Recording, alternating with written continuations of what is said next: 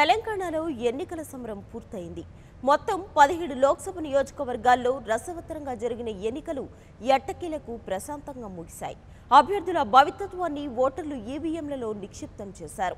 చెదురుముదురు ఘటనలు మినహా పోలింగ్ ప్రశాంతంగా ముగిసిపోవడంతో అధికారులు ఊపిరి పీల్చుకున్నారు.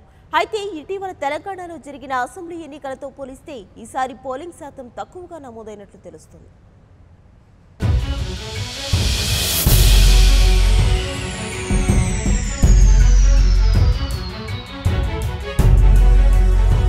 తెలంగాణలో లోక్సభ ఎన్నికలు ప్రశాంతంగా ముగిశాయి.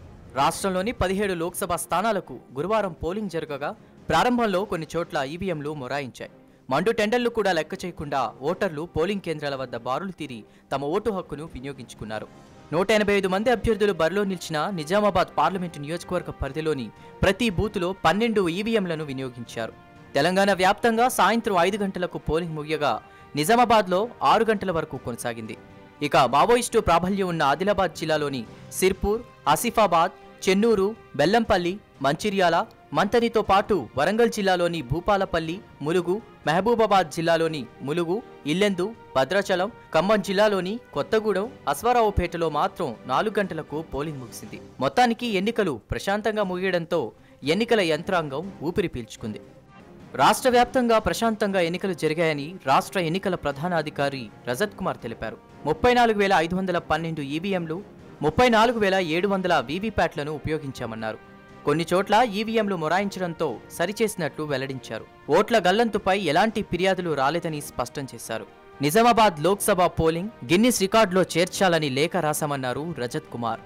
ఇక తెలంగాణలో అత్యధికంగా మెదక్, కరీంనగర్లలో పోలింగ్ శాతం నమోదైంది. హైదరాబాద్, సికింద్రాబాద్ జంట నగరాల్లో అత్యల్పంగా పోలింగ్ నమోదైంది. పోలింగ్ ముగిసిన సమయానికి 17 నియోజకవర్గాల్లో నమోదైన పోలింగ్ శాతం వివరాలను మీడియాకు వివరించారు రజత్ కుమార్. రాష్ట్రంలో లోక్సభ నియోజకవర్గాల వారీగా నమోదైన పోలింగ్ శాతాలను పరిశీలిస్తే హైదరాబాద్ 39.49% పోలింగ్, సికింద్రాబాద్ 39.20%, మల్కాజ్గిరి 42.75%, మహబూబ్ నగర్ 65%, మెదక్ 68%, జహీరాబాద్ 67.80%, నల్గొండ 66.11%, నాగర్ కర్నూల్ 57.21%, భువనగిరి 68.25%, చేవెళ్ల 53.08%, కరీంనగర్ 68%, ఖమ్మం 67.92%, ఆదిలాబాద్ 66.76%, నిజామాబాద్ 54.20%, పెద్దపల్లి 59.24%, వరంగల్ 59.17%, మహబూబాబాద్ 59.90% పోలింగ్ నమోదైంది. పోలింగ్ ముగిసే సమయానికి రాష్ట్ర వ్యాప్తంగా 61% పోలింగ్ నమోదైందన్నారు.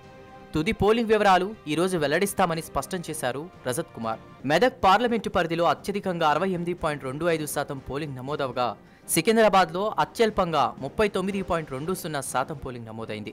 17 పార్లమెంటు స్థానాలకు మొత్తం 443 మంది అభ్యర్థులు పోటీ చేశారు.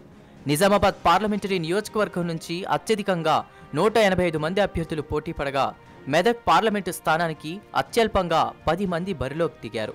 ఈసారి ఎన్నికల్లో 25 మంది మహిళలు పోటీలో ఉన్నారు. టీఆర్ఎస్, కాంగ్రెస్, బీజేపీలు మొత్తం 17 స్థానాల్లో తమ అభ్యర్థులను బరిలోకి దింపగా ఎంఐఎం ఒక్క హైదరాబాద్ నుంచే పోటీకి దిగింది. మొత్తానికి అక్కడక్కడ చెదురుమదురు ఘటనల మినహా తెలంగాణలో పోలింగ్ ప్రశాంతంగా ముగిసింది.